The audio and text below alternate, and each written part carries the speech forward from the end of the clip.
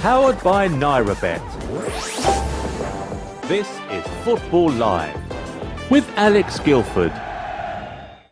Very good afternoon to you. Welcome to Football Live here on Brilla FM. Thank you very much to our Nigerian counterparts for manning the ship for the first half of the show.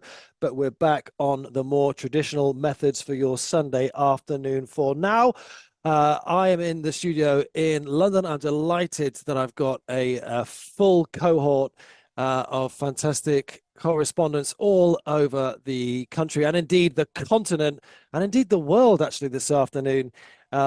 We have got a bumper edition of the show in store for you, but of course the big one that we're covering this afternoon is the Premier League clash between Manchester United and Tottenham Hotspur. We've got Richard Bond at that one. He'll be bringing us team news and updates in just a few moments' time. Luke Charlton we're going to get an update from him because he's in France watching the game between Le Havre and Lyon. There's already been a goal there to bring to you.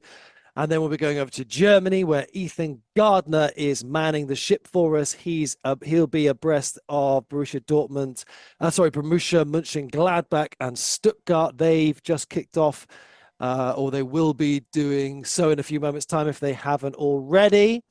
And then we're going to the 6 p.m. kickoffs. We've got Edward Dowling. He's covering the AFCON game that will be kicking off there in about half an hour's time between Egypt and Mozambique. And Paul James is in Italy. He's in Florence, the lucky man, where Udinese are in town and face Fiorentina. Then at 6:30, we'll be hearing from Andrew Buonocore, who is at the Asia Cup for us. He'll be covering Iran hosting Palestine in that. We've already got a goal to bring you from Borussia Mönchengladbach here on Football Live. The goals, powered by NairaBet. I barely even had time to finish my introduction before I can tell you that Borussia Mönchengladbach are a goal up at home to Stuttgart. Good news for Borussia Mönchengladbach fans then. We'll get an update from Ethan Gardner on that in a few moments' time. But before we do that, we're going to cross to Old Trafford up in Manchester and have a catch-up with Richard Bond. Richard, a very good afternoon to you. You've got some interesting team news for us. Oh, yes, indeed, I have. Good afternoon, Alex. Good afternoon, everyone, and welcome to Old Trafford. We're just underway. Highly anticipated clash between 9th place Manchester United, 5th place Tottenham. Both sides desperate for the victory this afternoon, with United now 9 points behind the Champions League places after suffering the surprise 2-1 defeat of Forest a fortnight ago. They bounced back last week against Wigan, but it's back to Premier League action today. Dutchman's chosen, Van Gaal, he's chosen to make one change today from the side to beat the Lactics. Goalkeeper Andre Onana still delayed his travel to the African Nations Cup, but Christian Eriksen returns as the change after about a flu in place of Scott McTominay. There is, though, a welcome sight for United fans, both Lisandro Martinez and Casemiro named on the substitutes bench. So here's the United team in full. We've got Onana in goals, Wan-Bissaka, Dalot, Varane and Johnny Evans make up a back four. Eriksen partners Mino in midfield with Alejandro Garnacho, Bruno Fernandes and Marcus Rashford supporting Rasmus Højlund. As for Spurs, a win can leapfrog London rivals Arsenal into the top four today. Manager Ange Postecoglou, after having his side ravaged with injuries over the last couple of weeks, has got a few players back today. He's got Mickey van der Ven and Christian Romero back into his back four. So let's have a little look at this Tottenham team. We've got Guillermo Vicario in goals, a back four of Pedro Porro, Van der Ven, Christian Romero and Destiny Udogie. They've gone for three in midfield. Oliver Skipp, Rodrigo Bentancur and Pierre Højbjerg comes in. And I think there's been a goal. But, the goals, powered by NairaBet. Thank you, Richard. Yeah, we're going to cut you off there because as you were giving us the team news, there has been a goal at Old Trafford and it has gone the way of the home side. So Manchester United barely 2 or 3 minutes into the game. Good news for their fans. It's been a rotten run of form of late, hasn't it? Been a little bit miserable recently, but they find themselves a goal to the good. And I believe it's that man, Rasmus Højlund, who has been he's been in prolific form in the Champions League, lest we forget that in the Champions League group stage he was joint top scorer in that, but hadn't broken his duck in the Premier League until a few weeks ago. Only a couple of match days ago notched his first goal, and he's got another one this afternoon. Richard, sorry to cut you off there, but had to cover the goal. Tell us all about it. What did you see? Yeah, and it was a good counter-attacking goal for Man United. Spurs got caught in possession. Fast counter-attack, ball came forward, and it was a lovely little back heel eventually in the box by Marcus Rashford. It gone to Rasmus Højlund, who has not had the best of times of things in the United shirt so far this season, but his second goal for the club in the Premier League now. He smashed it into the top left-hand corner past the despairing keeper. So, great start for United today. I'll go back quickly to do the Spurs full lineup for you now. So we went through it. Vicario, Pedro Porro, Mackie van der Ven, Christian Romero, Desi Udogie in the back, Skip, Bentancur and Højbjerg in midfield, and then Brennan Johnson, Richarlison, and there's a debut for Timo Werner, who's come in on loan from Leipzig this week. So looking forward to a really good game today. We've had our first goal already, but hoping for a few more as well. At the moment though, Man United 1, Tottenham 0. Yeah, we're going to stay with you for just a second, Richard, because it's going to be it's an interesting afternoon for both sides, really. It's interesting in particular, I think, to see Alejandro Garnacho and Marcus Rashford both starting on the wing for Manchester United, because you do feel both of them really want to play off that left wing, don't they? Then Garnacho and Rashford both seem to prefer cutting into their right foot from the left wing rather than being a right-footed winger who whips the ball in from the right wing with their right foot. Who's started on which side in the early stages of this game? Right, well, we've got the Garnacho on that left, and Rashford's coming from the right, but he's also sporting Højlund, so he's been quite tight with him, looking to get near him as soon as he can, and they benefited from that very early doors with the early goal.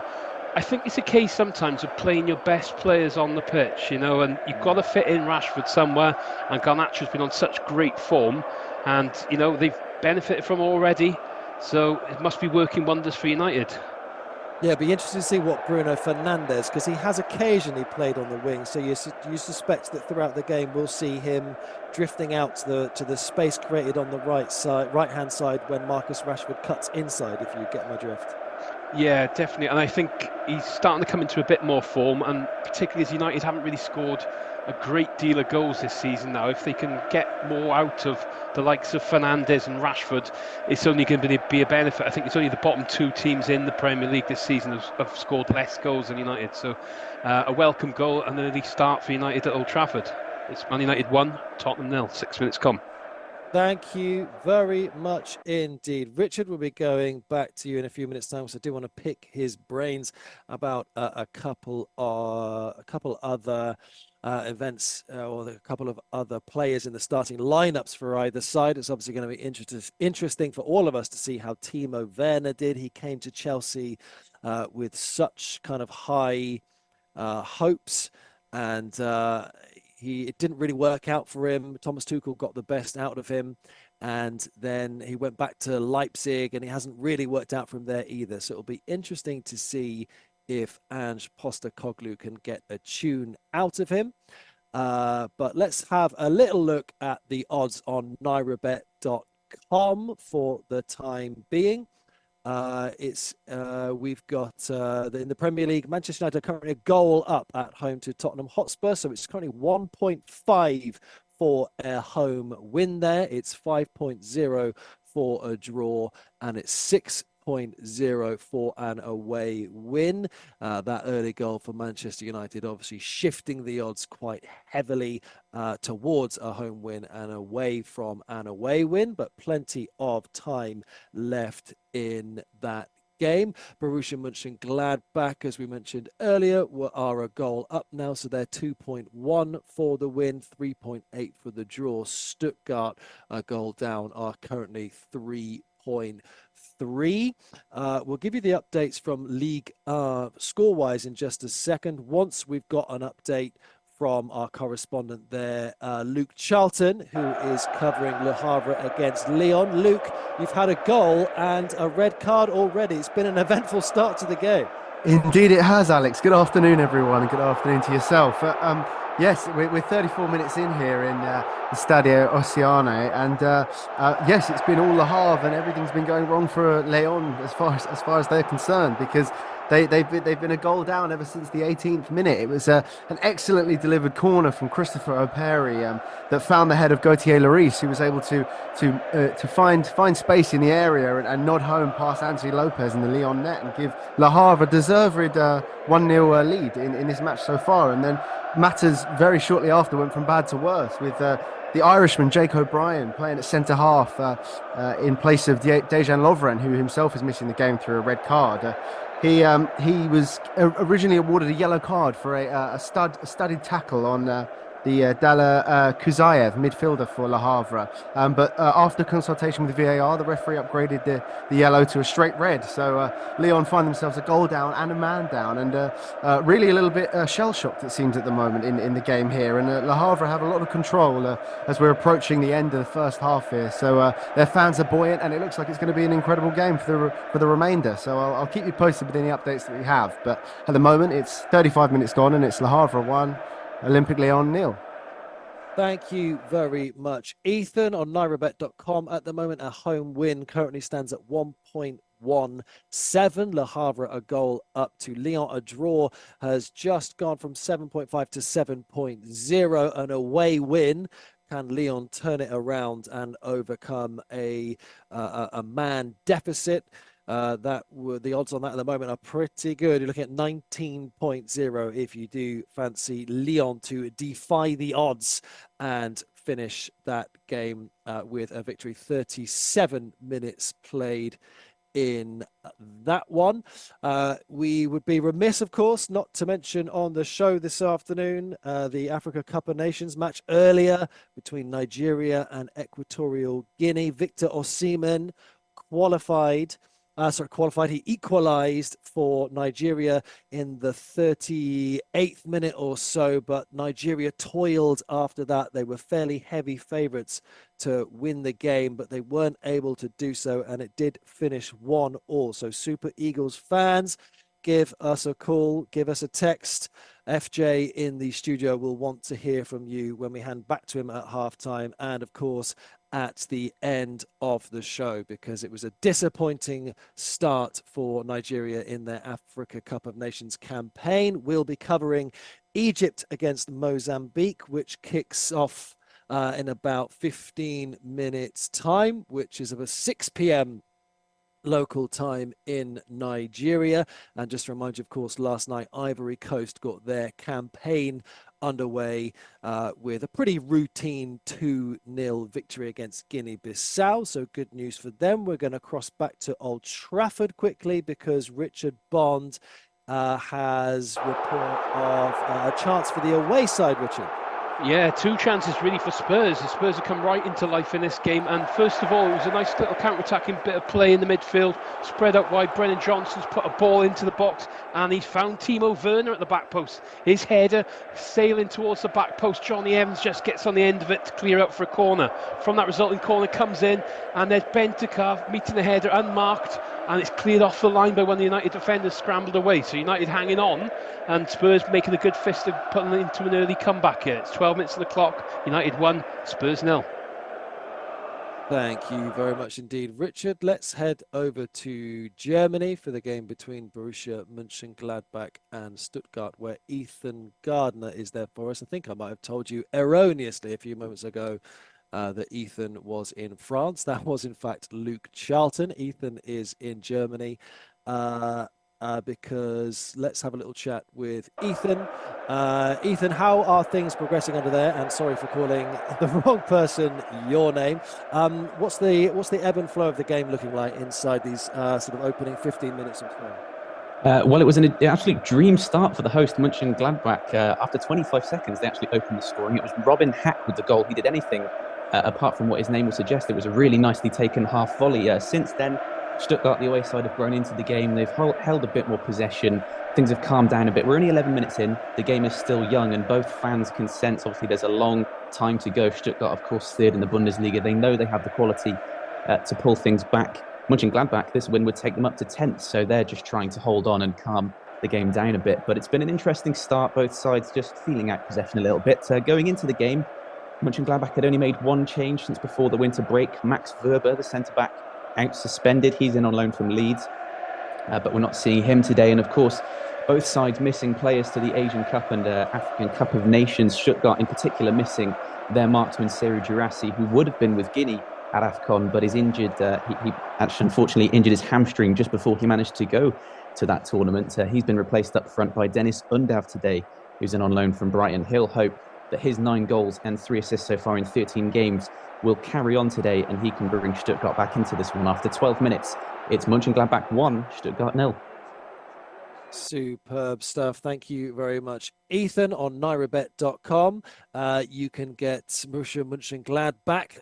You get a victory for them at 2.0 at the moment, a draw 3.80, and a victory for the away side 3.660. All odds are from nairabet.com and are of course subject to change.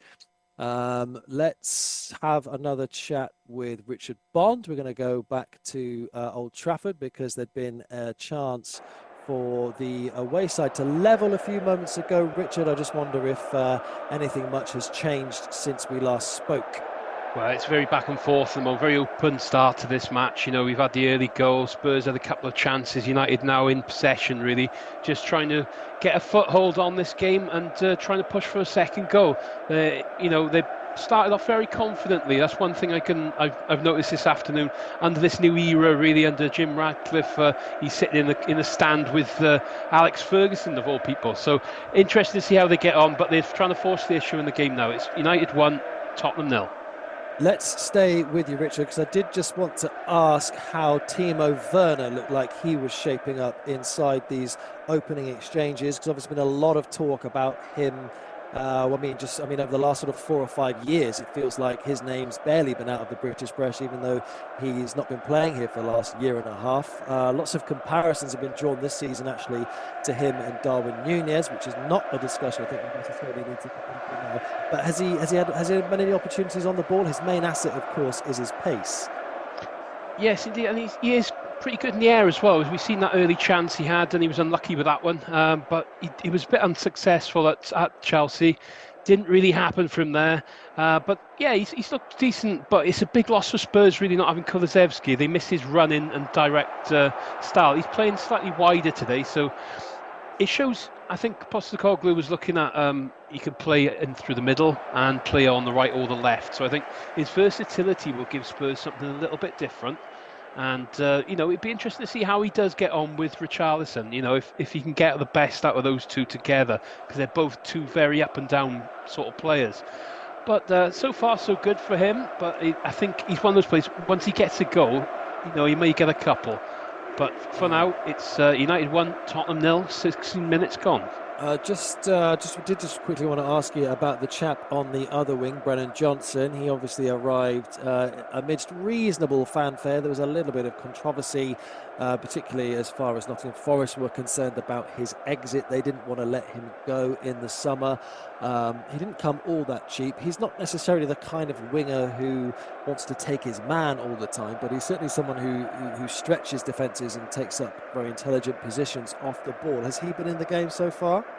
Yeah, well, it was Johnson's cross for Werner to create that chance. He's got good pace, as Brennan. He's got a lot of potential.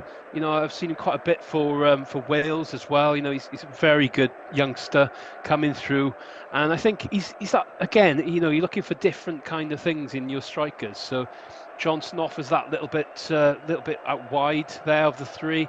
And again, as you've seen with Forrest, he can play up front and he can drop back into the midfield. So he's more than comfortable at doing that. So unlike probably for previous seasons where Spurs have relied on perhaps Kane and been a bit isolated in their attacks, they've got a few players now who can interchange round, like we were on about United earlier on, interchanging players into different positions. It just pulls up more chances to score against your opposition. And they're having a fair go today, and there's going to be more goals in this game, I'm sure. Lovely stuff. Thank you very much, Richard. In fact, I can announce that there has been another goal at Old Trafford. The goals, powered by NairaBet. Goodness me, we were just discussing Spurs' front line with Richard Bond there, and more or less as we just finished conversing, they had found the breakthrough, and Richarlison has levelled for the away side at Old Trafford. We'll go back to Richard Bond immediately. Richard, you've already seen the goal. Let us know what happens. Well, we've got an equaliser. I told you it'd be more goals, and it is Richarlison. Once he gets one, he gets a few sometimes, but it was a corner from the left, came in, he flicks on head, it just goes right into the back post. Pastor Onana had no chance with that one. Spurs back on level terms. Man United 1, Spurs 0. Thank you very much, Richard. There's also been a goal at Borussia Mönchengladbach. The goals, powered by NairaBet. So Borussia Mönchengladbach are now 2 goals to the good at home to Stuttgart at Old Trafford. It's shaping up to be a fascinating game there already. Only 19 minutes played, and both sides, but the number 9, I should say, Rasmus Højlund wears number 11, but the sort of conventional striker playing down the middle for either side, they've both scored a goal because Rasmus Højlund scored in the 3rd minute for Manchester United, and Richarlison, as Richard Bond just told us there, has found the back of the net from a corner. We will be crossing to Ethan Gardner in a few moments' time to hear about Borussia Mönchengladbach's second goal. But let's go to Luke Charlton in France for the time being. Just coming to the end of the first half there, Luke, and it's been a pretty lively one so far. Yes, exactly that. It's very much been a lively game. That's a great way to describe it. As you say here, yes, we're entering the final few moments here of added time in the first half, and Lyon are trying to find their way back into the match, but obviously the task is a lot more difficult now. They're down to 10 men against the 11 of Le Havre. The home side, though, have very much been dominant in terms of attack and are trying to make advantage of that extra man, and have had a few good chances, but nothing of particular note. Christopher O'Perry has had a lot of good opportunities down the right-hand side, being able to whip in some balls into the area, but they're not quite turning into any sort of meaningful opportunities really for Le Havre. But as they push on for the second, as we reach half time here, apologies, they'll be pushing on in the second half. I have no doubt of that. And Lyon will be having a stiff talking to from Pierre Sarge, who earlier this week was quoted in saying that it would been a corner turn for Lyon. They'd be looking to push up the table now, and a result like this is certainly not that. So I'll keep you posted with any more that happens in the second half. But it's the 45th minute here. It's Le Havre 1, Olympique Lyon 0. Thank you very much, Luke. And we'll cross back to Germany for an update. Ethan Gardner has a report for us on the goal from Borussia Mönchengladbach, who find themselves 2 goals to the good. Ethan. Yes, indeed they do, and it's another for Robin Hack. Stuttgart, I mentioned before, we're trying to hold on to possession, but a pass goes awry this time. It falls to the Mönchengladbach attack, and it's a wonderful outside of the boot pass from striker Alassane Player to lay in Robin Hack, who timed his run absolutely perfectly. It's also an incredibly calm finish from the German attacking midfielder, and after 20 minutes, it is Borussia Mönchengladbach 2, Stuttgart 0.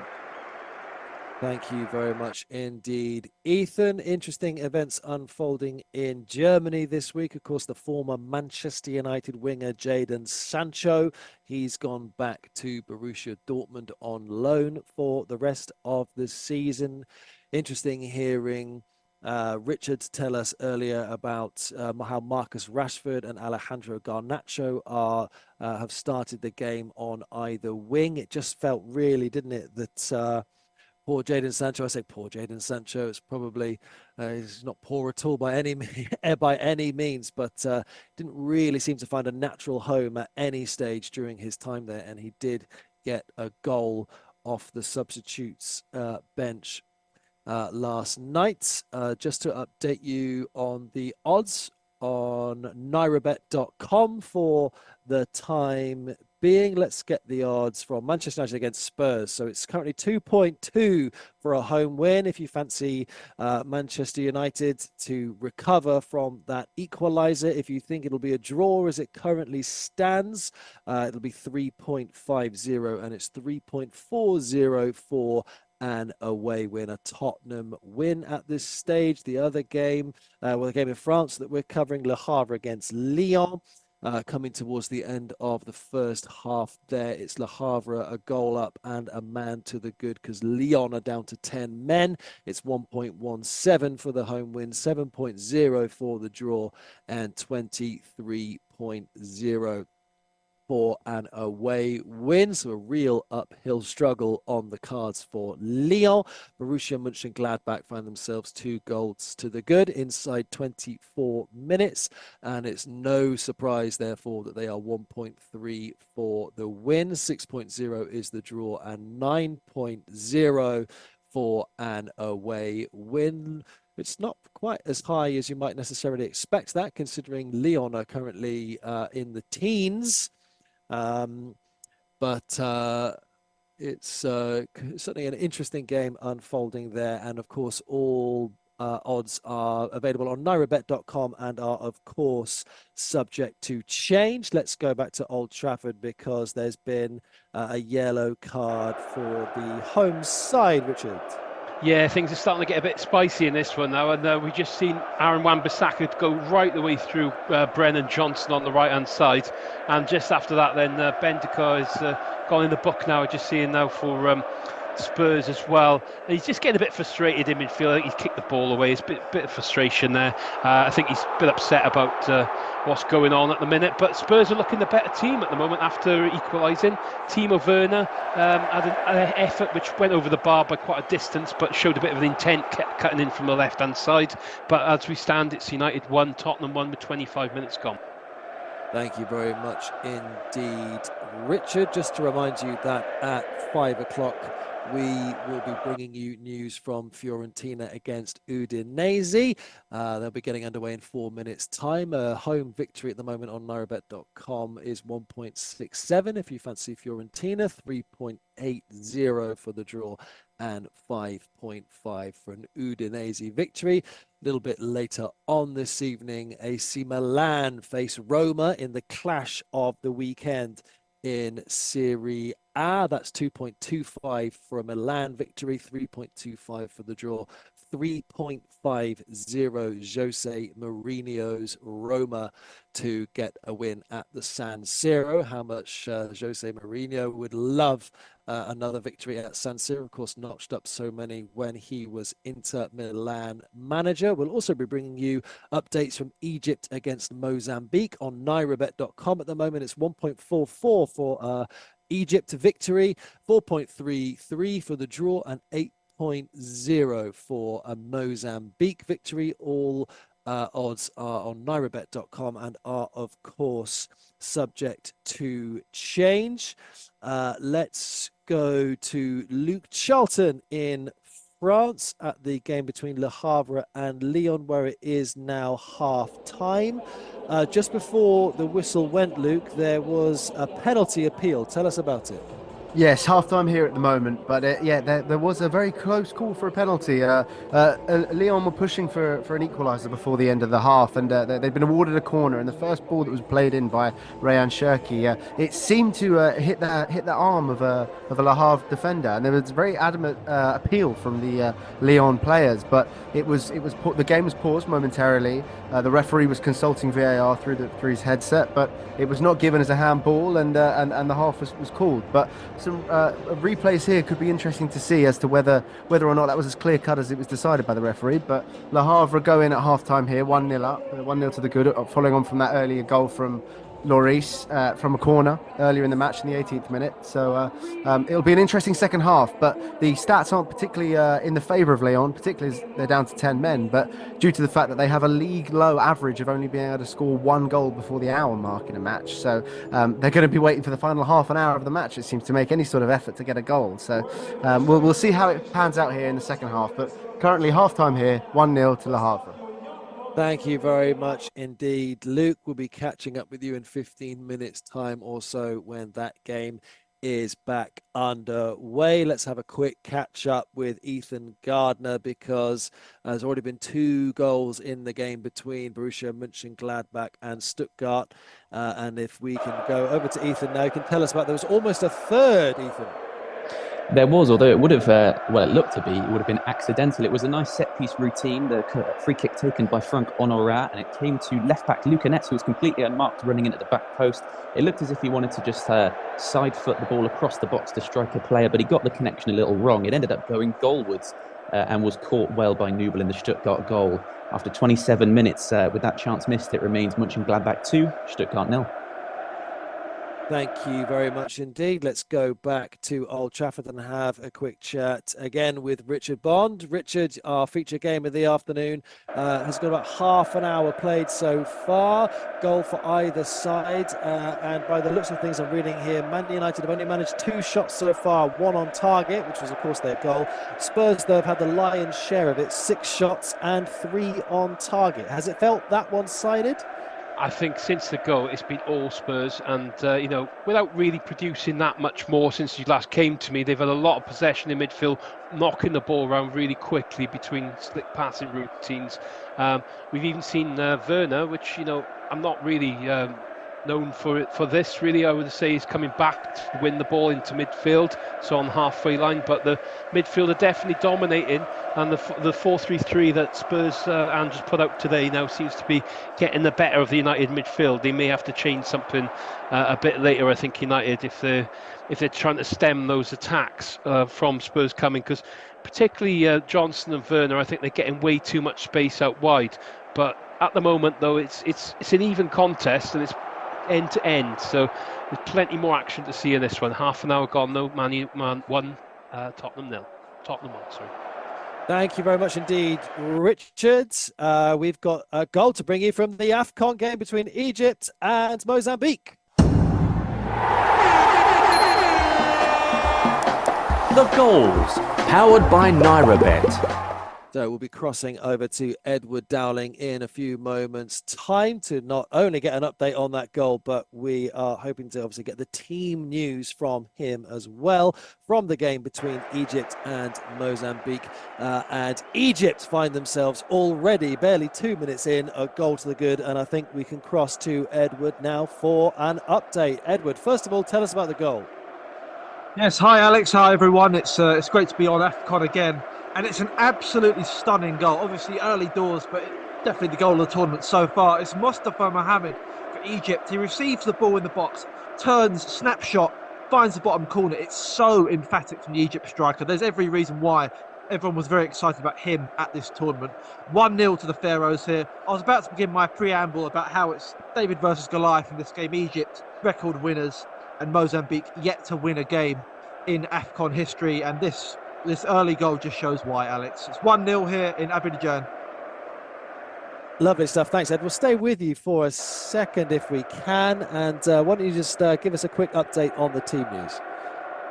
Sure. Well, it's that front three for Egypt of Trezeguet, Mohamed Salah playing at right wing, and the goal scorer Mustafa Mohamed. It's such a good goal, by the way. Do check it out on social media. El Neni in defence and Ahmed Hegazi, who used to feature for West Brom in the Premier League. As for Mozambique, the majority of their squad is made up from players in their own domestic league and some in the lower leagues of Portugal. And they're really up against it here today. I've just seen a goal kick go out immediately for a throw-in. So it's not looking good for the Portuguese-speaking nation, but we'll hope for a good game here. It's been a really good start here, Alex, but it's 1-0 to Egypt so far. Thank you very much indeed, Ed. Just to give you a quick rundown of the odds on nairabet.com on that game at the moment. Egypt are now 1.12 for the victory, so not a huge amount of value there. A draw is 8.50 and an away win is already 19.0, and we've only played 4 minutes, so it's not looking good for Mozambique, as Ed was just saying. We're going to go to Old Trafford because Manchester United have had a penalty appeal turned down. Richard, tell us about it.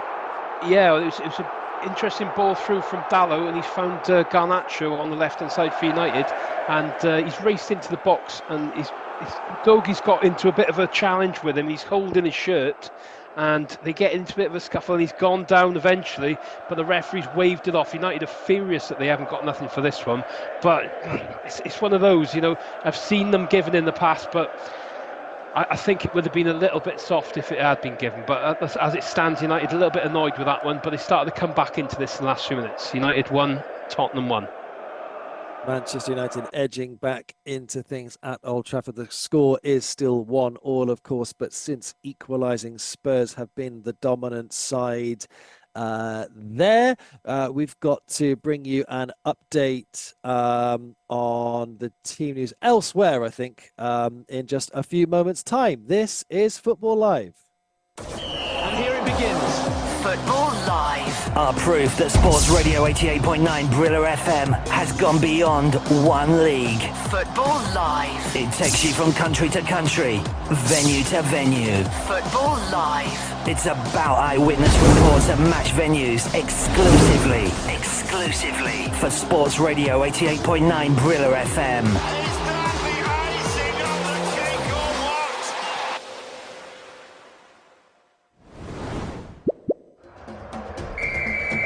Follow NairaBet on Twitter @NairaBet and on Facebook @NairaBet Online to take part in our infamous giveaways, and you too can win big.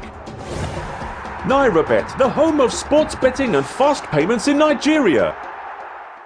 Let's get back to the action on Football Live. Hit it, boys. Powered by NairaBet. This is Football Live with Alex Guilford.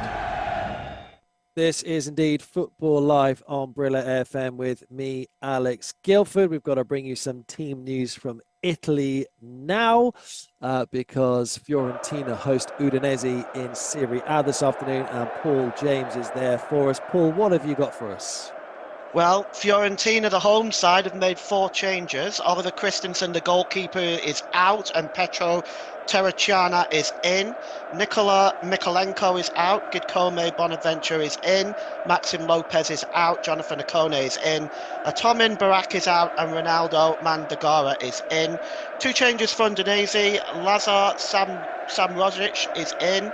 Martin Payaro is out. Sam Joric is in. Adam Massina is out, and Hassam Kamara is in. The Nigerian goalkeeper Maduka Okoya starts for Udinese. Thank you very much indeed, Paul. Obviously still 0-0 there. They've only just kicked off. Incidentally, Fiorentina are 1.75 for the win on NairaBet at the moment. The draw is 3.75 and Udinese are 5.0. All odds available on nairabet.com and are, of course, subject to change. Over to Italy then, where Ethan Gardner has seen Stuttgart possibly just threatening to edge their way back into this game, Ethan. Yes, indeed. Striker Dennis Undav was inches away from bringing Stuttgart back into this one on the scoreline and notching his 10th of the season. But alas, it hits the outside of the post and goes wide. They're looking the further on this game gets, with a lot more possession than Mönchengladbach. It's just whether or not they can make it tell. After 35 minutes, it's Mönchengladbach 2, Stuttgart 0. Thank you very much indeed. Let's go back to Old Trafford and have a catch up again with Richard Bond. Richard, I know it wasn't that long since we were last with you. You did say that the home side, Manchester United, were just starting to get a toe back into things. Any sign of them threatening the Spurs goal? No, it's been all Spurs since. I don't think United have had the ball since you last come back to me. It's been excellent stuff from Spurs. They're whipping the ball around really nicely across the floor. They 1-touch, 2-touch passing, going across, probing, they're not really creating that in the final third massively, but they are looking really delightful on the eye. And it looks like we watched Manchester City a couple of times in the last couple of weeks, and they've shown that football. If you probe enough and you make enough runs off the ball, you wear the opposition down, and you will see chances coming. And to a certain extent, Spurs have been doing that, but they haven't quite got that end product on the go yet with the new front three that they're playing today. Obviously, Son is a big miss, but as we stand, it's Manchester United 1, Tottenham 1 with 38 minutes gone. Thank you very much indeed, Richard Bond, our senior reporter at Old Trafford, for us this afternoon. Just to remind you of the other Premier League results this weekend. Yesterday's lunchtime kickoff between Chelsea and Fulham. West London derby finished 1-0 to Chelsea, the home side, courtesy of a Cole Palmer penalty.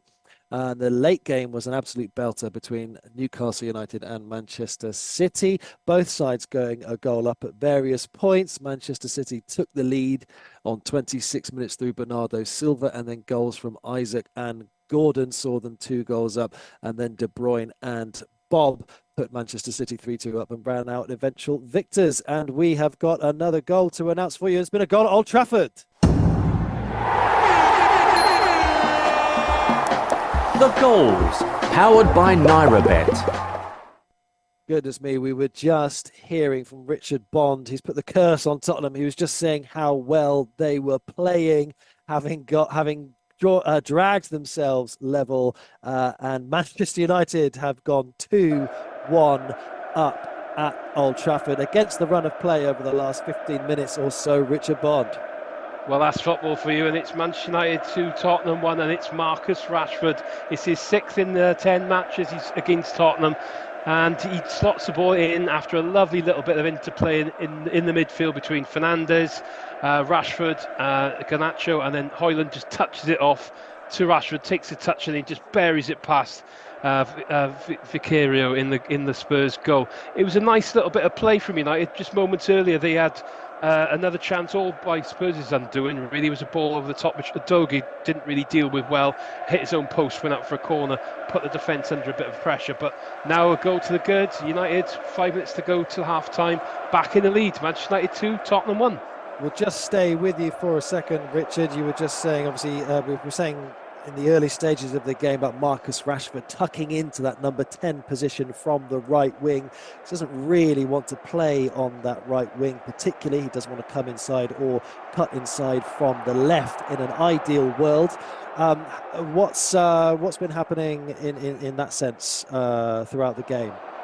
Well, in recent moments in this match, in the probably last 15-20 minutes, we've seen it was all Spurs, but he's come right back into this one. And he's supporting the striker. I've just noticed that he's just playing very close to Højlund. Højlund's playing near him. They've had that kind of interplay between the two of them. So, and a confident Marcus Rashford is a good Marcus Rashford. We've seen back end of last year, he scored so many goals in the second part of last season. Could this be the start of a good run for him? He's got his head up now and he looks confident. We've just seen a smiling Wayne Rooney in the crowd now, who very much appreciates that scenario. United ahead. Of course, they're going to be happy. 4 minutes to half time. United 2, Tottenham 1. Thank you very much, Richard. We've got a goal to bring you in Florence. The goals, powered by NairaBet.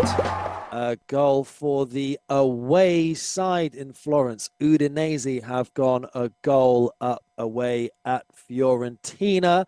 We will be getting a report from Paul James about that goal in a few moments' time. In fact, I think we can cross over to Paul right now and he can tell us all about it. Paul, slightly not against the run of play. That's completely unfair to say because the game's barely been underway, but sort of against the odds, I'd say, this goal, because Fiorentina were pretty heavy favourites for this game. Yeah, they actually caught Fiorentina on the break as well. It was a breakdown of the attack from Fiorentina, and then breaking away on the break was Wallace, and he played the ball through to Lovric. Lovric had time and composure just by tucking it into the bottom left-hand the bottom left-hand post, and that makes it Fiorentina 0, Udinese 1. Great start for them.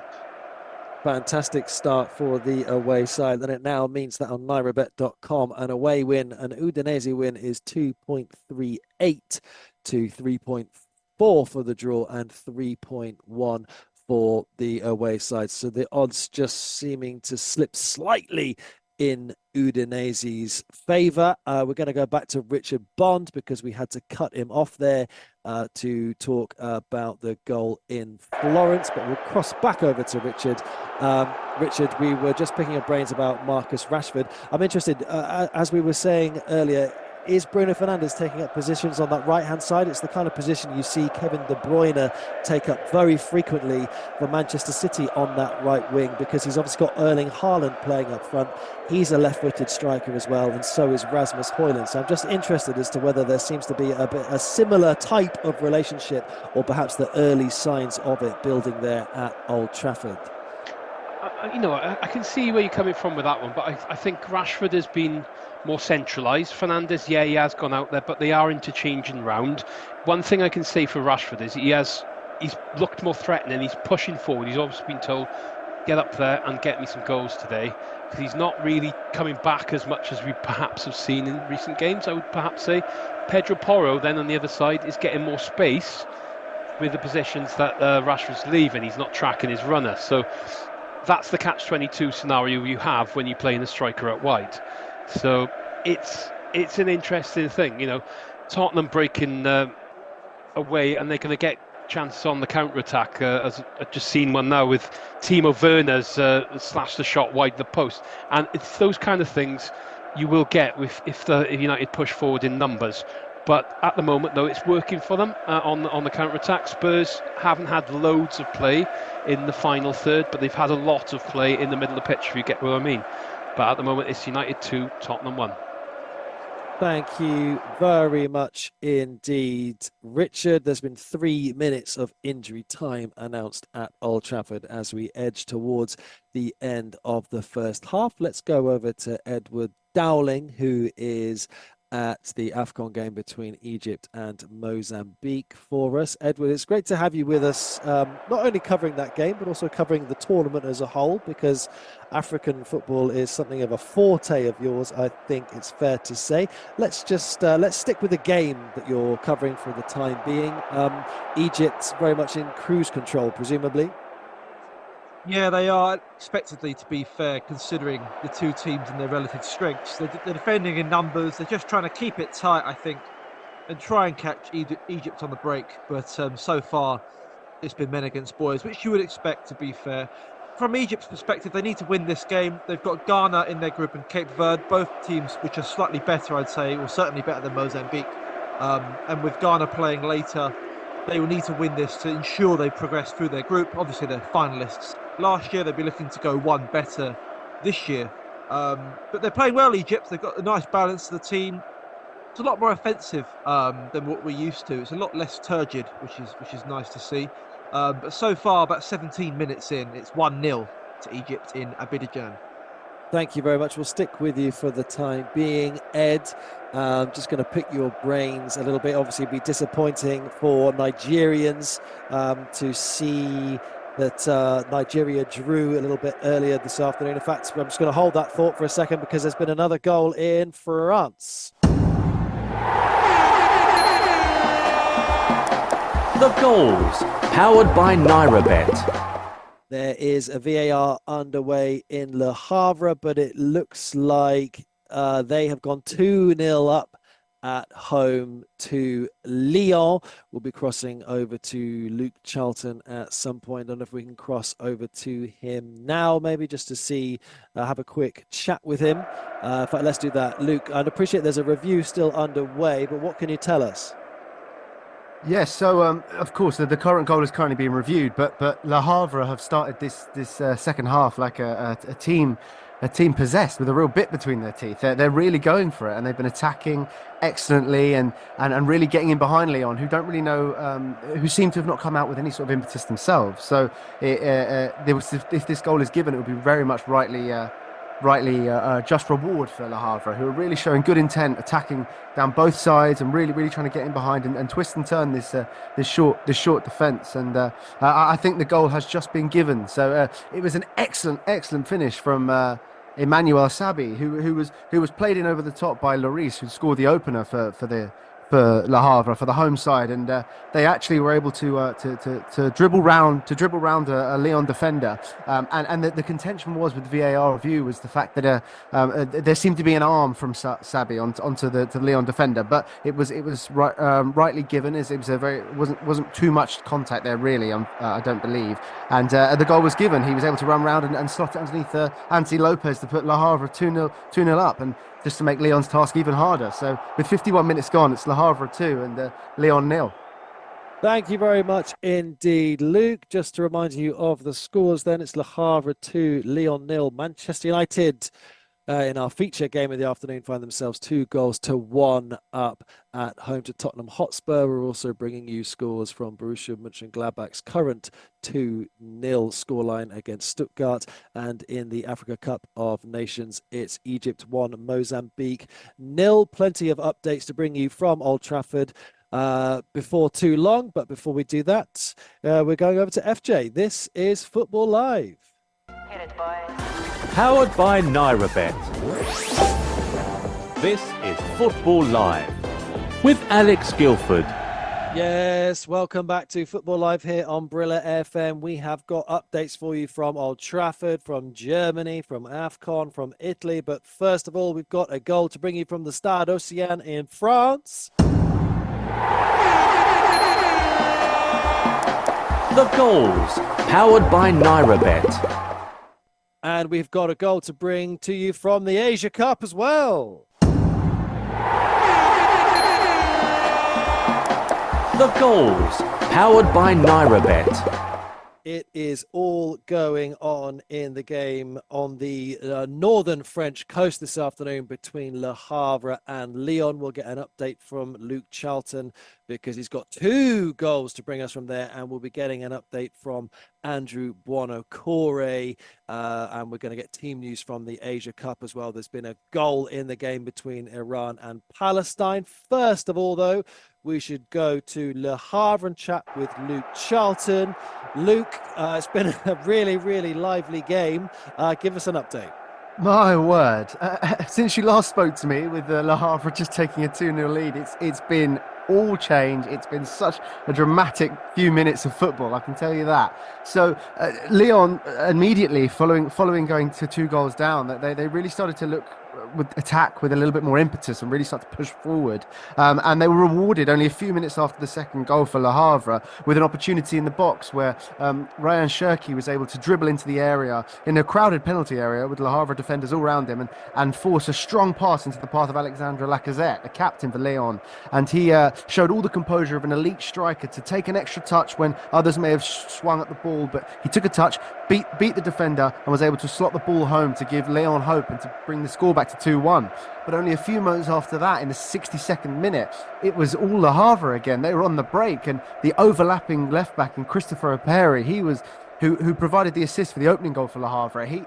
He just found himself in acres of space and was able to unleash a strong shot from outside the area on his left foot that was able to beat Anthony Lopez, who was outstretching, diving, and found the top right corner to give Le Havre a 3-1 lead. And with 68 minutes gone here, with Lyon with 10 men, I just honestly couldn't tell you which way this game's going to go. It seems very much like Le Havre have it potentially wrapped up, but if Lyon can turn it on and keep pushing as they seem to be doing now, then who knows what's going to happen. But I'll keep you posted with all the action. And in the 68th minute here, it's Le Havre 3, Lyon 1.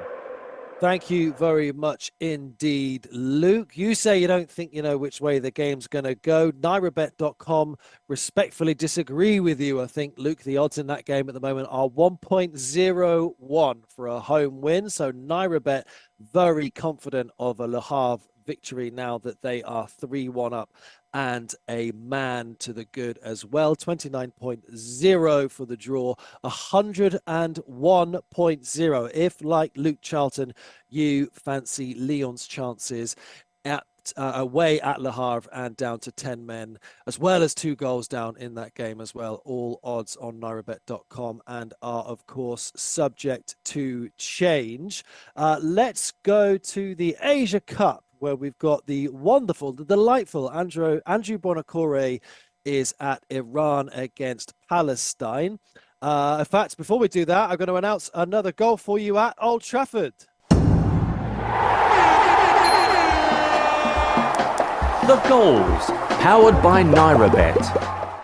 The topsy-turvy lunacy of this afternoon's football is well and truly underway, and Spurs have just levelled at Manchester United. It's currently 2-2 in that game. We'll get an update from Richard Bond in just a few moments' time. They've barely kicked off for the second half at Old Trafford.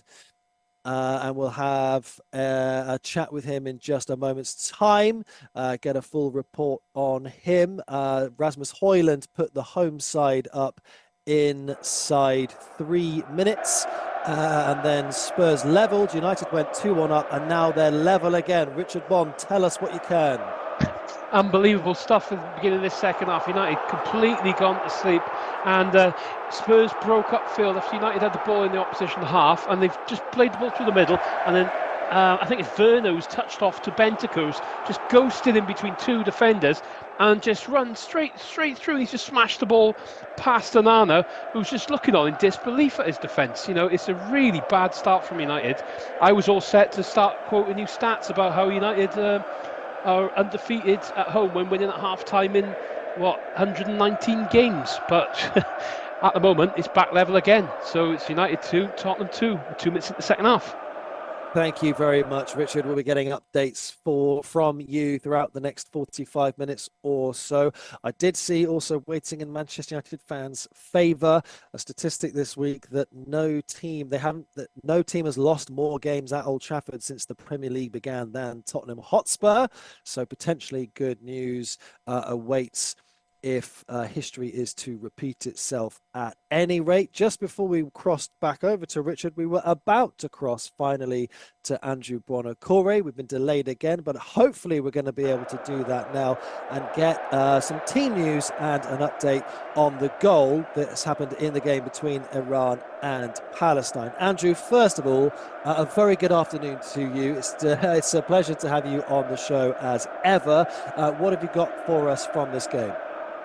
Well, first of all, a really spirited start, shall we say, from Iran. Iran are the second highest placed team at the Asian Cup in 2024, and they're probably one of the hot favourites for the tournament. But similar to the Nigeria game earlier on, Alex, when Nigeria went into the match as hot favourites, Iran are absolutely almost guaranteed to win this game. You never know what could happen, but Iran on paper should be much better than Palestine. It's just good to see hot favourites start really, really well. After just 3 minutes, Karim Ansifard, who plays in Greece for Omonia Nicosia, was played in from the left. The ball was crossed in. The Palestine team tried to pack their own penalty box, 7 defenders in their own box, and they kind of got in each other's way. The ball fell for Ansarifard, and he just tucked the ball away very nicely. A little bit like the 2 Newcastle United goals, but a bit closer in on goal. Just kind of flicked it around the goalkeeper. A spirited start from Palestine, but I have to say already, a lot of play acting from their players in an attempt to waste time and keep the ball away from Iran and try and break up their play. I'd expect Iran, who do have a little bit of Premier League experience in the squad. They've got Ali Jahanbakhsh, who's currently playing in Holland, but has scored a couple of goals in the Premier League from Brighton. I'd expect them to have far too much for this Palestine team. And so far, after just around 11 minutes gone, it's Iran 1, Palestine 0. Thank you very much, Andrew. Looking forward to updates from the rest of that game throughout the afternoon. Currently 1-0 to Iran against Palestine. It's 1.05 on NairaBet for a home victory in these circumstances. Certainly strong favourites now. Iran 9.0 is the draw. It's just gone up to 9.5 actually, just changed as I was looking at my monitor here in the studio. 23.0 if you fancy Palestine for the victory, so plenty of value there. We're going to go back to Old Trafford briefly because just have a quick catch up with Richard Bond. Eric Ten Hag hadn't even made his way out onto the pitch before that Tottenham Hotspur goal went in, Richard. Yeah, it's a bit of an oops really from his players, but they didn't start very well. They didn't react, and Tottenham have punished them dearly. And it's been Spurs who've been the better side in this first 5 minutes of the second half, and they're pushing for a third goal. Werner, you asked me earlier on how he's doing. He is very much instrumental in this Spurs team today at the moment. He's looking really good, and looking as if he's got a point to prove, if you know what I mean. Spurs have had a couple of corners in this early corners in the second half, looking to test Onana, looking a bit nervous in the goal. He's conceded 2 already. I can see there being a couple more goals in this run, but at the moment we are Man United 2, Tottenham 1 with 6 minutes into the second half. Thank you very much indeed, Richard. We've got another goal to bring you from Qatar. The goals, powered by NairaBet. Yes, there's been another goal in the Asian Cup game between Iran and Palestine, and unsurprisingly, it has gone the way of heavy favourites, one of the favourites for the whole tournament itself, Iran, and Andrew Buonocore has got the latest on it. Andrew. Yeah, easy as you like. I mentioned that the Palestine team were trying to break up play. A kind of niggly foul on the Iranian right, about halfway into the Palestinian half. The ball was just punted over, and again, Palestine unable to deal with the ball. The ball fell to Shoja Khalilzadeh, who plays his football for the attractively named Tractor Sazi. It's definitely his final Asian Cup. He's getting on a little bit in years, but he just swept the ball in, and I fear we could have a deluge. I'd be surprised if this isn't at least 4-0 to Iran by half-time. But yes, certainly expect it to be raining goals this afternoon, because it's already Iran 2, Palestine 0. Thank you very much, Andrew. Let's cross over to Paul James in Italy, because there's been an opportunity for the away side to extend their lead in Florence. Paul, tell us more. Well, there's been 3 chances, and if it wasn't for Terracciano in the Fiorentina goal, this game would be beyond reach right now. Luca had a chance just on the corner of the penalty area, forcing a good save from the goalkeeper down to his left-hand side. Roberto Pereira received an excellent pass from Ebosali, and he went to the left-hand side, and again, Terracciano was up for that one. Finally, a free kick from Samara Docic on the edge of the penalty area, left-hand side, forced another flying save from the goalkeeper. Right now, it's Fiorentina 0, Udinese 1, but I don't know how. Thank you very much indeed, Paul. Odds on NairaBet.com currently stand at 2.0 for an Udinese victory. They value that as the most likely outcome of the game so far, with 42 minutes played. 3.25 for the draw, 4.33 for Fiorentina to turn that one around and get a home win. Let's go over to Germany and chat to Ethan Gardner, because the second half contest between Borussia Mönchengladbach and Stuttgart is underway. Borussia Mönchengladbach still with the lead, Ethan. They do indeed still have the lead, but it's all changed for Stuttgart. They've switched both of their wing backs going to the second half. Stenzler and Mittelstadt have come off for Ruo and Leveling. And of course, Stuttgart coming with much more urgency because they need to. They're 2 goals down. They had a great chance with a corner straight off the training ground. The ball played in low to striker Dennis Undav. He tried to play it into the bottom right-hand corner, and it's saved incredibly well by Moritz Nicolas in the Mönchengladbach goal. I wouldn't bet against Stuttgart getting a couple of goals back here, though, after 53 minutes. It is Gladbach 2, Stuttgart 0. Thank you very much, Ethan. Let's go back to Old Trafford and join Richard Bond, because Spurs are very much knocking on the door and look like they look the most likely to score at the moment. Richard Bond. Yeah, very much so. The second half has been all Spurs, the first 9 minutes we've seen. And we had a half-decent chance for Richarlison as well.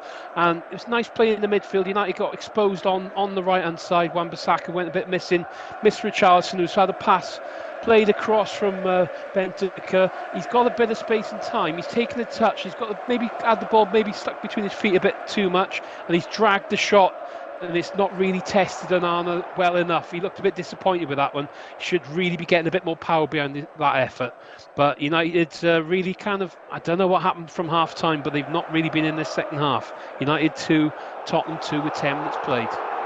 Thank you very much indeed, Richard. And I can announce that there's been another goal in Germany. The goals, powered by NairoBet. Good news for Stuttgart fans because they've got back into the game. It's now 2-1 in their contest. They are trailing 2-1 away to Mönchengladbach, but they've still got well over half an hour left to play in. That's plenty of time for them to get back into that game in earnest. We'll have a catch up from Ethan Gardner in just a few moments' time. We might just briefly cross over to Edward Dowling before we hear from Ethan because he's on the game between Egypt and Mozambique. Edward. Yes, Alex, there was a quick chance for Egypt to go 2 up just before the break. It was Ahmed Hegazi who received the ball. He got on the end of a cross and it just hit it just wide of the post. I'm sure if he got it on target, it would have been 2-0. To the Pharaohs, but to be honest, it's been all Egypt so far. They've been dealing with Mozambique pretty comfortably, and there goes the half-time whistle. A pretty routine first half for Egypt. It's been quite an easy game for them so far. 1-0 here at half-time in Abidjan.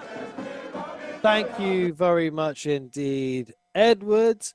Let's go and have a quick chat with Ethan Gardner and get an update from Borussia Park in Mönchengladbach, where the away side have pulled one back. Ethan.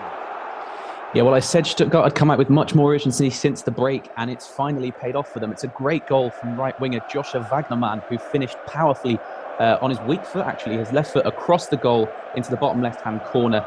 Mönchengladbach now starting to look under pressure here, the hosts. Stuttgart showing why they're third in the table. After 56 minutes, it is Mönchengladbach 2, Stuttgart 1. Thank you very much indeed, Ethan. Let's catch up with Richard Bond then. He's still at Old Trafford for us, where it's Manchester United 2, Tottenham Hotspur 2. I was slightly worried before this game, Richard, that you expect one of these games to be really exciting because both teams look vulnerable, and then you end up with an absolute a goalless ball draw. The complete opposite this afternoon, which is good news for football fans.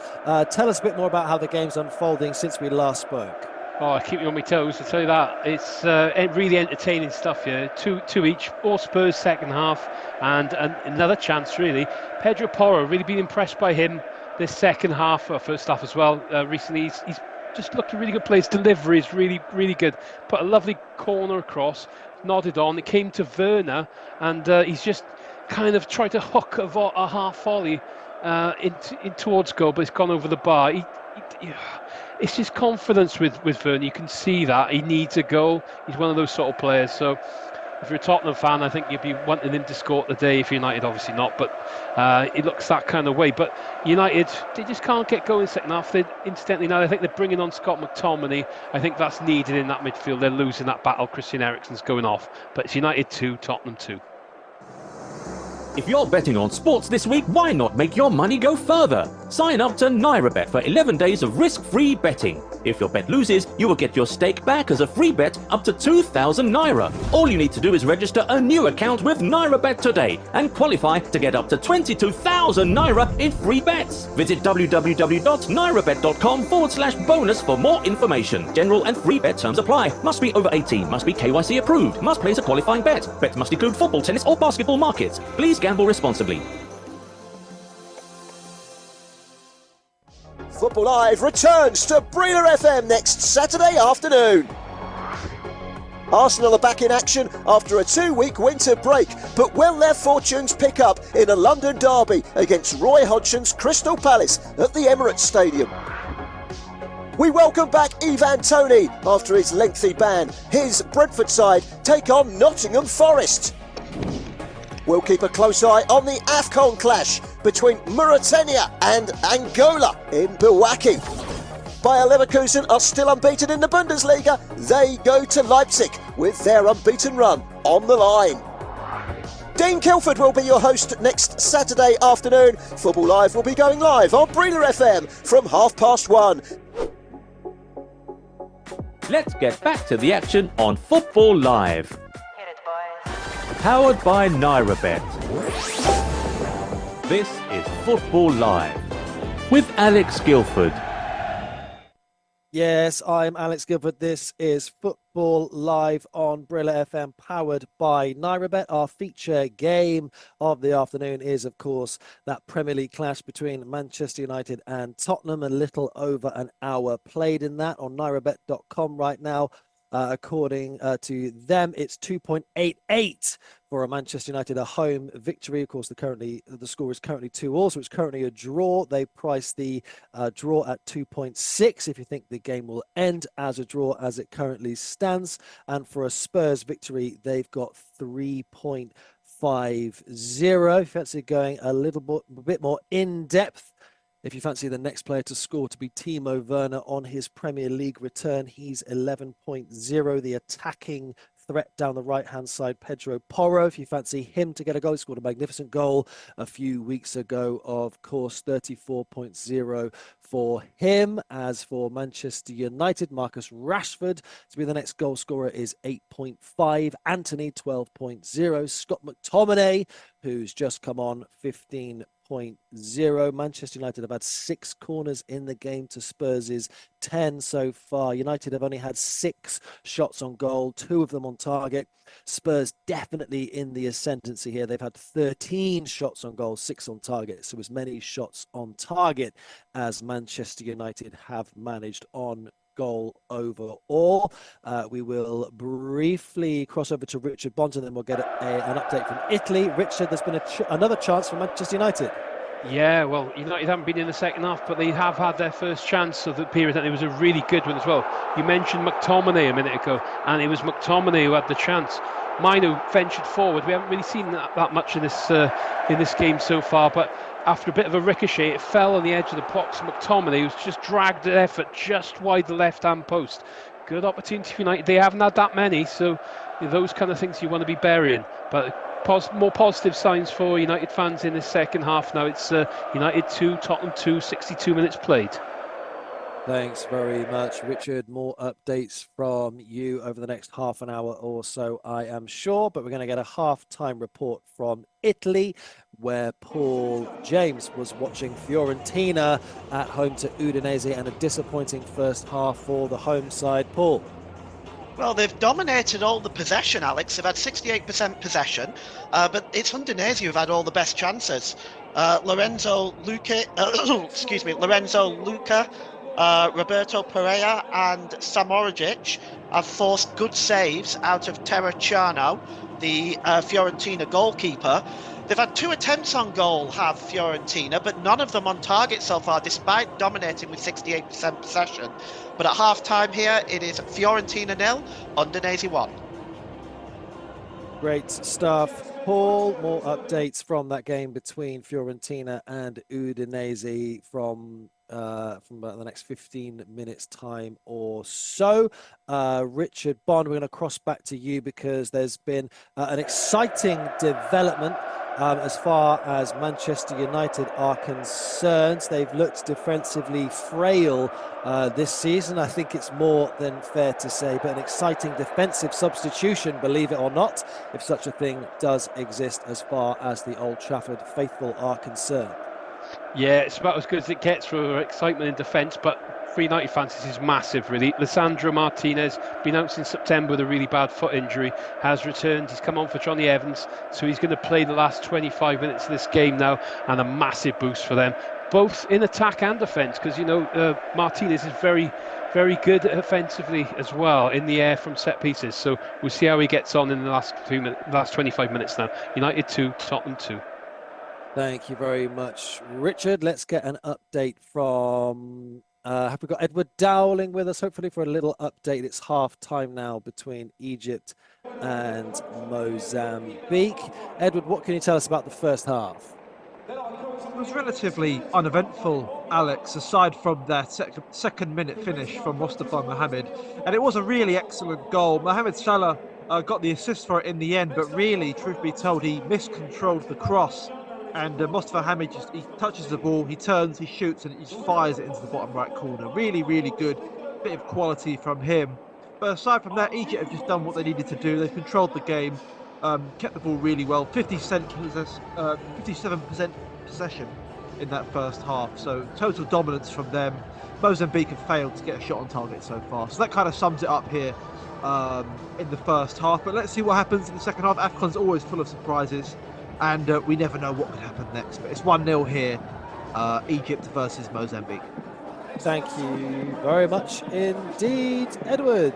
Let's go back to the Asia Cup, where Andrew Bonacore is abreast of the contest between Iran and Palestine. Andrew, it's not looking great for the away side at the moment. Iran are currently 2-0 up and in cruise control by the sounds of it.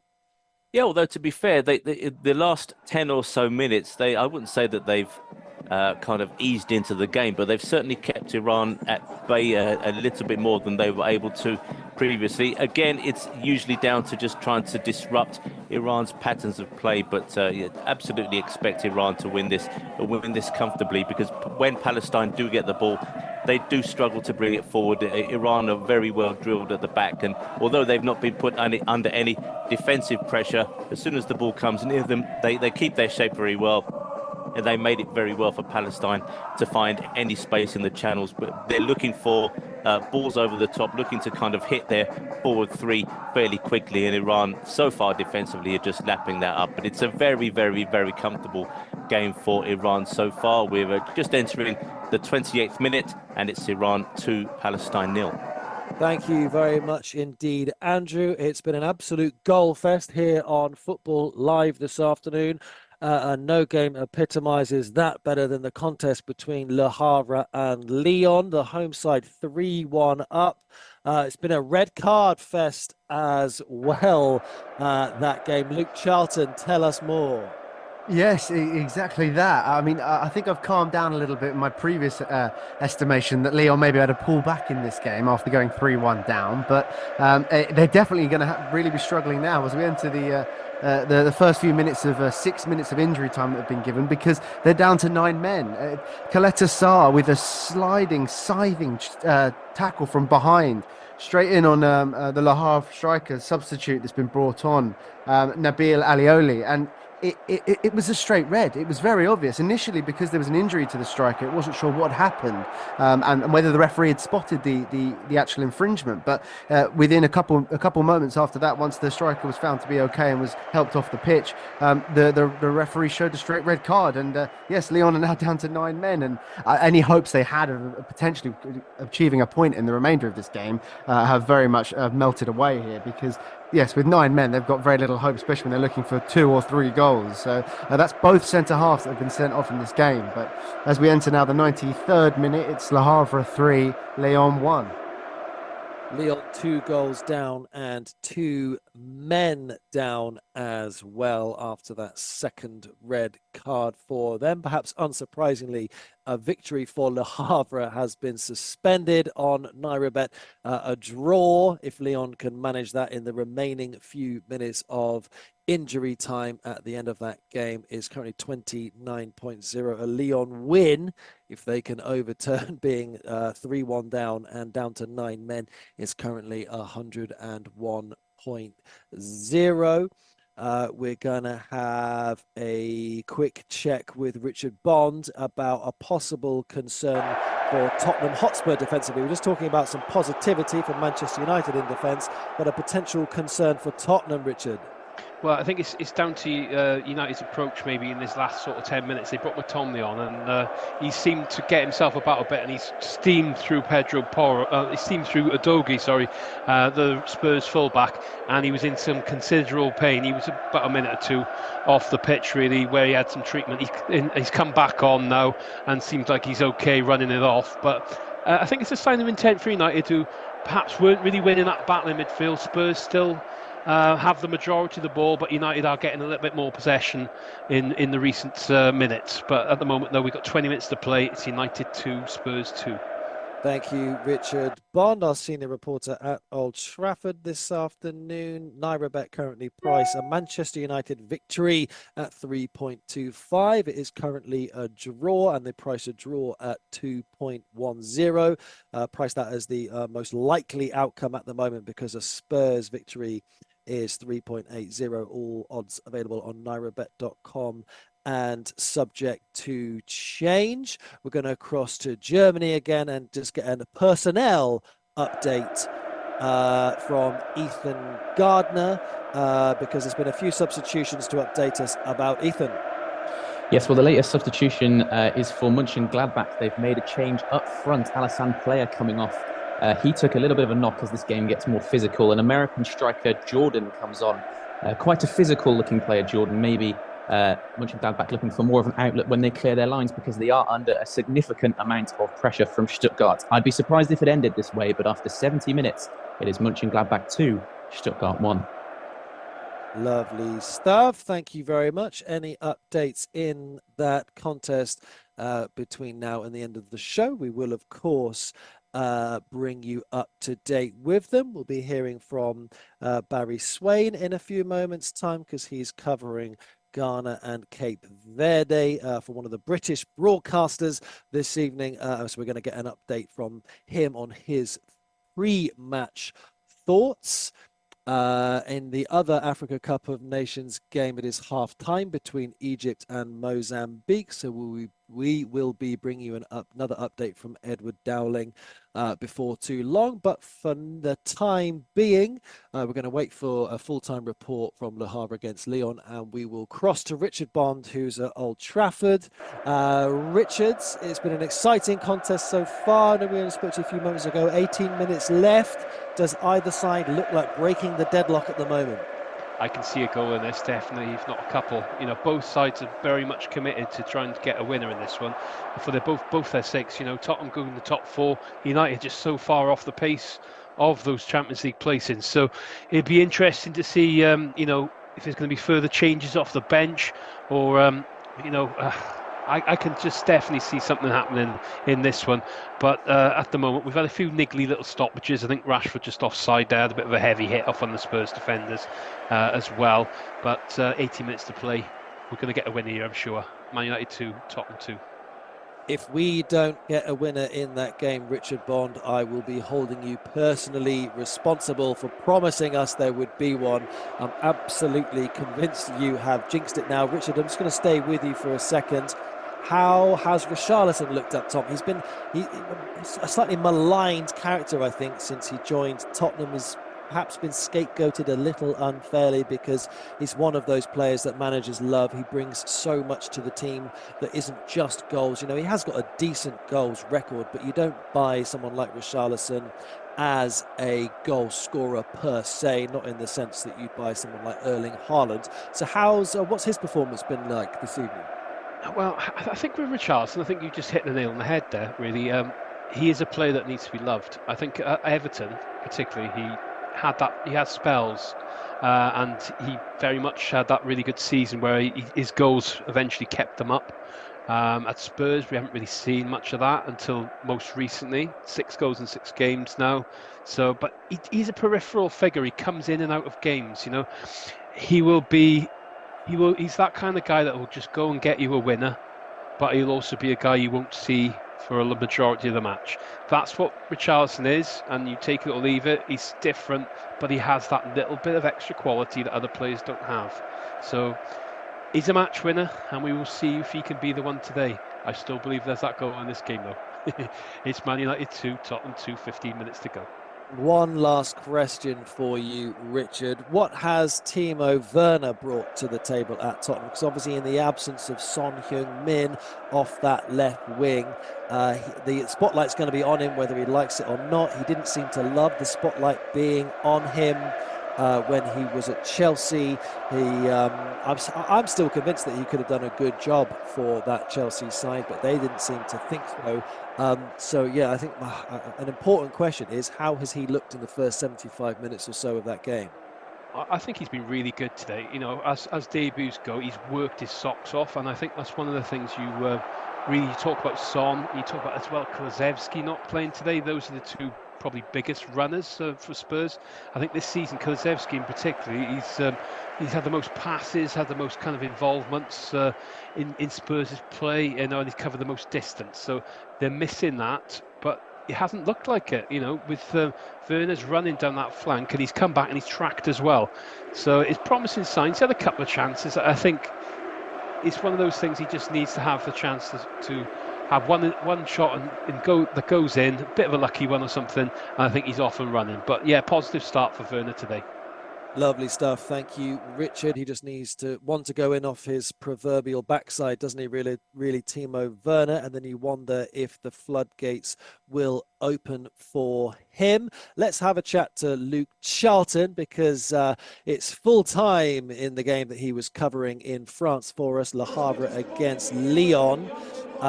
Luke, a topsy-turvy game from start to finish, really. Tell us how the game unfolded. Indeed it was, yes. It's full-time here in Le Havre. It was a League One match that saw 4 goals, 2 red cards, and all 3 points go to Le Havre, because they were on top from start to finish, it really felt like, with important goals at important times.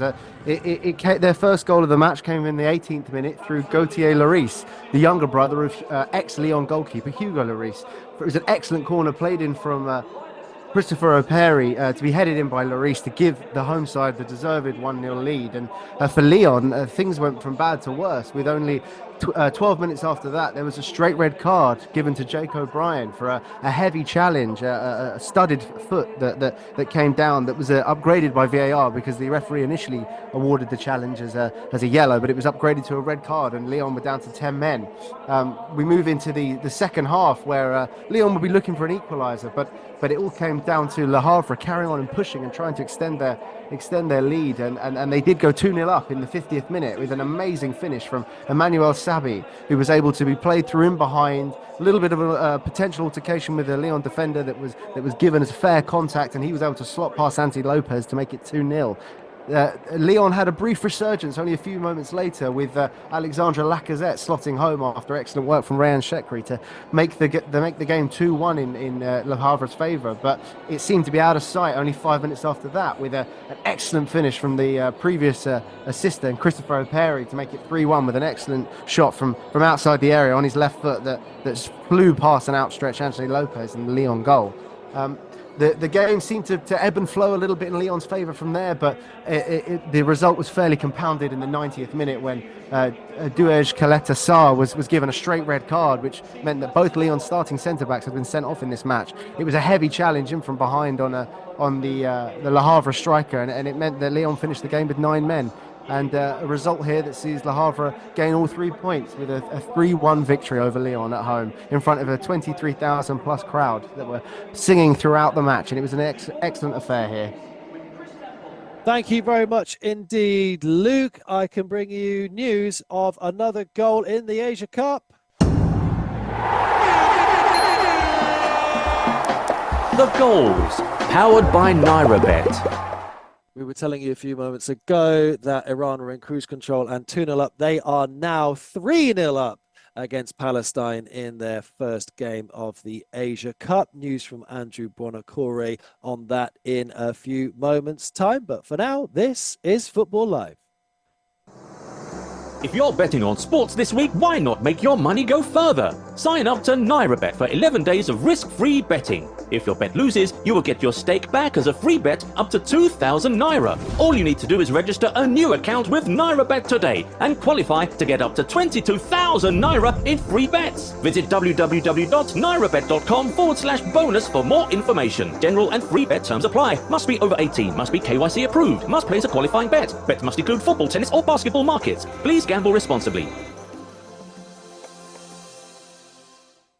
Football Live returns to Breeler FM next Saturday afternoon. Arsenal are back in action after a 2-week winter break, but will their fortunes pick up in a London derby against Roy Hodgson's Crystal Palace at the Emirates Stadium? We welcome back Ivan Toney after his lengthy ban. His Brentford side take on Nottingham Forest.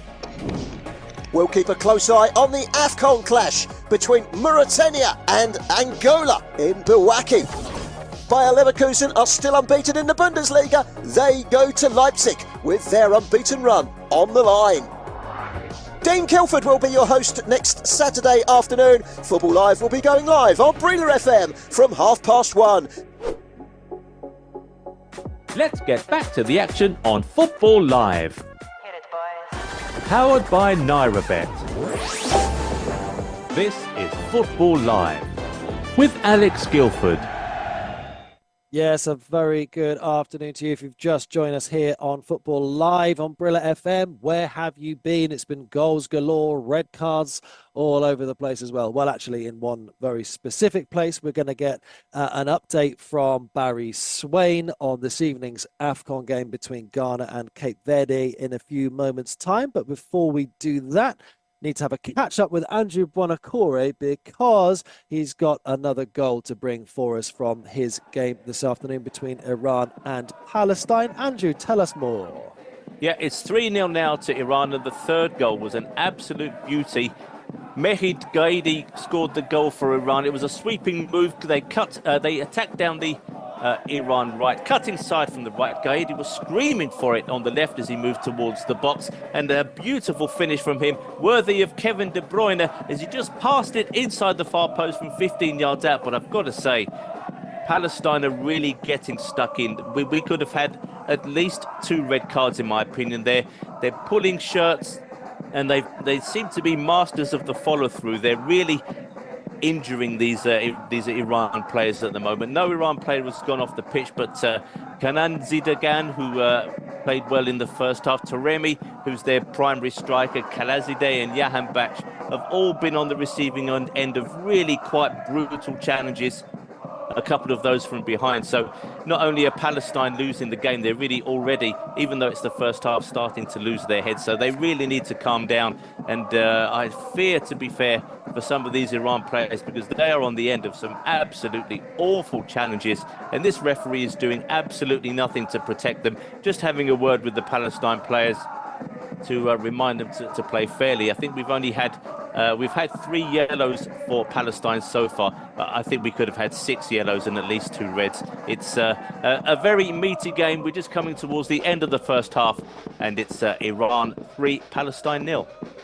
Always a pleasure to catch up with you, Andrew. A heavy-handed approach being applied by the Palestinians in their contest against Iran. Only 43 minutes played in that one, and Iran 3 goals to good. Let's have a quick chat with Richard Bond. We were saying you could never fault Timo Werner for a lack of effort, and he's gone up to rapturous applause from the away fans just a few moments ago, Richard. Yeah, Timo Werner, very good performance today. Run his socks off, and he's been replaced by Brian Gill. And the Spurs fans, they showed their appreciation for his display. United have come back into this one a bit. They had a good little spell and created a half chance. Really, Garnacho's gone onto the right-hand side, whipped the ball in across the face of the goal. Just took a bit of a deflection, but it was cleared away before it got near Rasmus Højlund. I think that's the best they've got, but they've shown more intent, really, since McTominay's been introduced into this second half. I can see Spurs are readying their big Romanian centre-half, Radu Dragusin, to come on in a minute now. Maybe it could be a case that they're looking to perhaps hold out for that point. I'm not sure, but there's still plenty of time in this one for a goal. So we shall see. But at the moment, it's United 2, Tottenham Hotspur 2. Thank you very much, Richard. I've got news to bring you of a goal at the Africa Cup of Nations. The goals, powered by NairaBet. And you might have noticed that I had a slight sense of surprise to my voice as I announced that. I certainly do, because Egypt were a goal up and very much in cruise control, but Mozambique, the ranked outsiders, not just for this game, but for the tournament as a whole, have equalized. So on 54 minutes, it's currently 1-1 in the game between Egypt and Mozambique. In fact, let's go straight over to Ed Dowling. We'll have to get an update from Barry Swain after this, but we're going to get an update from the game itself. Ed, what can you tell us? A goal against the odds. Well, the whole crowd is shocked, Alex, shocked that they've seen this. This is Egypt we're talking about. 26 times they've been at this tournament. This is Mozambique's 5th time. They've never won a game.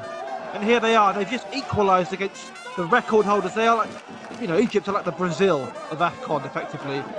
And it's Wheaty. It's a brilliant header. It's a great ball in from Domingos Macanza. And he just nods it in at that near post. It's so emphatic from the Mozambique player. And he doesn't know what to do with himself. He runs off, he's celebrating. He doesn't know where to go, doesn't know where to look. It's absolutely sensational here at Abidjan. This could be the upset of the tournament already if it stays like this. But it's 1-1 here in Abidjan. Thank you very much for that update from the game between Egypt and Mozambique in this year's Africa Cup of Nations, Edward Dowling. Before we cross to Barry Swain, I'm going to announce that there has been, I'm excited to say, another goal in Fiorentina. The goals, powered by NairaBet. Or I should probably say Firenze in Florence, because Fiorentina have equalised at home to Udinese. They went a goal down.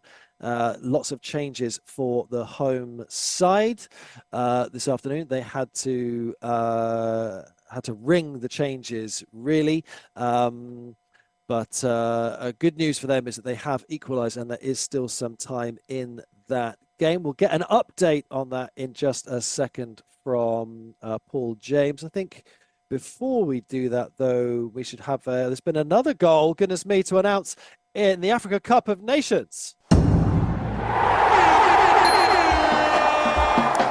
The goals, powered by NairaBet. And I cannot believe what I'm about to say. We were just saying that Mozambique were the rank outsiders for this tournament and for this game. They were 1-0 down with, plenty of this game played so far. And they are now 2 goals to 1 up. It is currently 2-1 to Mozambique against Egypt. We will get an update from... Let's go to Ed Dowling. We're going to have to cross over to Ed because this is incredibly exciting news. Ed, what can you tell us? She's absolutely astonishing, Alex. It's Klesio Balke. There's a mistake, I think, from Ahmed Hegazi, and he runs through, and he's so quick. And he goes right, he slots the ball past the goalkeeper, and it's 2-1 to Mozambique. This would be one of the most sensational stories in AFCON history. I'm looking, the Mozambique coach is not even celebrating. He looks so nervous, I have to say. But again, the players, they don't know where to go with the celebration. I'm just watching the goal back here again. It's a brilliant ball from the midfielder. Hegazi dives in, he misses the ball. He rounds the goal, he slots it past him. It's so good, so clinical from Mozambique. And this could be the story of the tournament here. But it's 1-1. Sorry, no, it's 2-1 to Mozambique here against the 7-time champions, Egypt. Wow, what a story, Alex. Absolutely. Thank you very much, Ed Dowling. You can hardly believe it's 2-1 and not 1-1, and nor can we. Right, let's stick with AFCON, but let's throw forwards a little bit to this evening's game between Ghana and Cape Verde. I'm delighted to say that we are joined by our very own Barry Swain to have a quick catch up on this one. First of all, Barry, how lovely to hear from you. How are you? Oh, I'm very well, thank you. Yourself?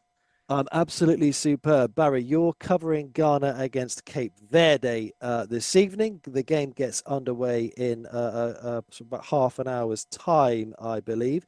Ghana are surely one of the favourites for not just this evening's game, but for the tournament as a whole. Yes, on paper, certainly. It's about an hour and 40 minutes to kick off. It's a little bit longer than you anticipated there. But yeah, it's an interesting one tonight. Ghana against Cape Verde. You know, they're one of these sides, Cape Verde, that's on paper, they've got a few fairly talented players. They've got goals in the team.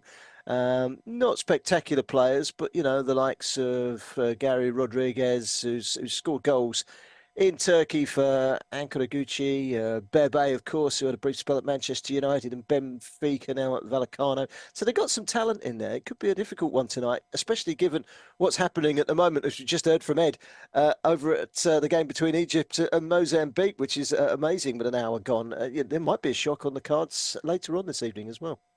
Absolutely, yeah. It's just wishful thinking on my part. I think that game gets underway in 40 minutes' time. So exciting has the game between Egypt and Mozambique been. We've seen Nigeria struggle a little bit earlier today, Barry. We're seeing Egypt struggle now. So I think it's probably fair to ask you, who are your dark horses for this tournament? Because it seems wide open. Yeah, I had this conversation last week when I was presenting on the show. And I did say, you know, I've got a feeling here Chris Hughton's Ghana could be a strong side. They're expecting Mohamed Kudus of West Ham to come back into the fold this evening. He missed the game last week, which was a disappointing 0-0 draw in a friendly. Antoine Semenyo of Bournemouth, he too missed out on that. Chelsea born, but very much a Ghanaian player, and he will be back as well this evening. Jordan Ayew, Andre Ayew, who is set to play in his 8th AFCON, which would be a record for Andre Ayew, an 8th AFCON, along with Rigobert Song of Cameroon and Egypt's Ahmed Hassan. They've both played in 8 AFCONs as well, so he's expected to match up with those two in an 8th AFCON this evening. So they will be stronger tonight, Ghana. On paper, they should carry through, and I think they are one of the favourites. Difficult start for Nigeria, but you know, these groups, a lot of the third place teams go through, so it's a case of do you hit the ground running and go for it early on? It's all about peaking at the right time, which is in the knockout stages, really. And you know, so I wouldn't worry too much about drawing today, Nigeria, because you know, it's all about getting those results in the knockout stages. Yeah, absolutely. Barry, thank you so much for your time. We've actually got some more goals to announce, so we'll probably have to park this conversation at least for the time being, but I'm very excited to announce there's been another goal in the Asia Cup, and it has gone the way of Palestine. So we're going to cross over to Andrew Buonocore now. Andrew, can you hear me okay? We're just having a few technical issues here on Football Live. There's been a goal against the odds, I think. Absolutely. Absolute scenes here as Palestine, just on the stroke of half-time, have managed to pull a goal back. Very well executed, I'd say. Not the most pretty of goals, but the ball lumped forward from the right, headed across goal, and it was the Palestine striker Tamir Sayam, who was, I've got to say, left totally unmarked, only about 8 yards out, headed the ball past the keeper to make it 3-1. They should be down to 8 men, if I'm being honest. They've been absolutely brutal in that first 45 minutes, Alex, have Palestine, but somehow they have a lifeline in this game, and they've managed to grab a goal back right on the stroke of half-time. And it is half-time now, and they go in with the scoreline of Iran 3, Palestine 1. Not quite the same fairy tale in the Asia Cup as we are witnessing in the Africa Cup of Nations, but something to cheer about for Palestinian fans. They have just clawed one back against Iran. I'm pleased to announce there's been another goal in Germany, and it has gone the way of Borussia Mönchengladbach. Ethan Gardner, hopefully you can hear me despite the slight technical issues we're having here on Football Live, and hopefully you can give me an update on that goal. Yes, I can still hear you, Alex, and it's a third goal for Borussia Mönchengladbach. It's scored by Jordan. It's actually a great bit of work from Manu Kone, the central midfielder for Mönchengladbach, on the counter, because they have been under a lot of pressure for quite a while now against Stuttgart. He did a couple of step-overs, shot towards goal. It came off the post, and it was a really fortunate bounce that fell to American striker Jordan, who tucked it home. It is 3-1 to Mönchengladbach. There is not long left at all. It's the 92nd minute. Mönchengladbach 3, Stuttgart 1.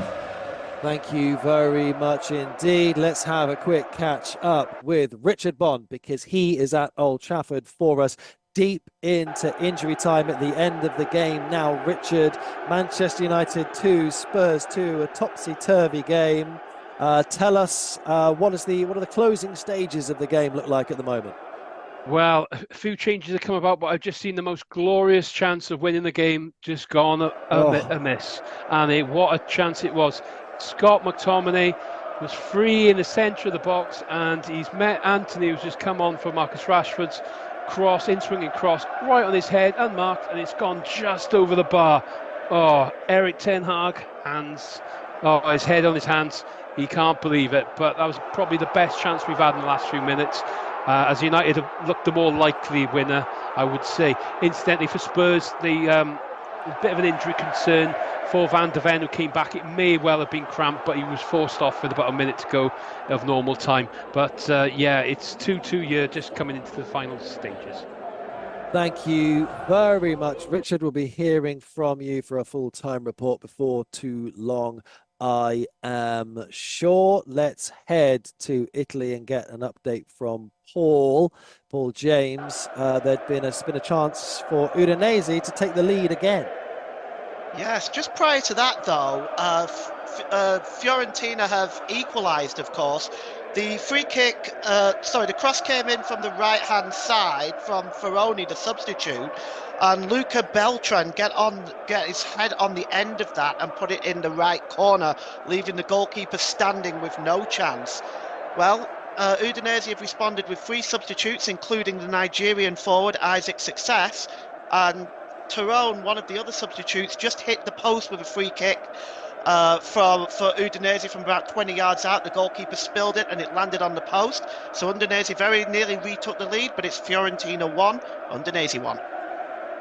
Thank you very much indeed, Paul. We've only got a couple of minutes of the show left to bring you. We'll be signing off at 7:30. Goodness me, trying to say the time in 24-hour time there and getting it completely wrong, but we'll be signing off in a couple of minutes time. Let's go to Richard Bond, and he has got a full-time report for us from Old Trafford. Richard.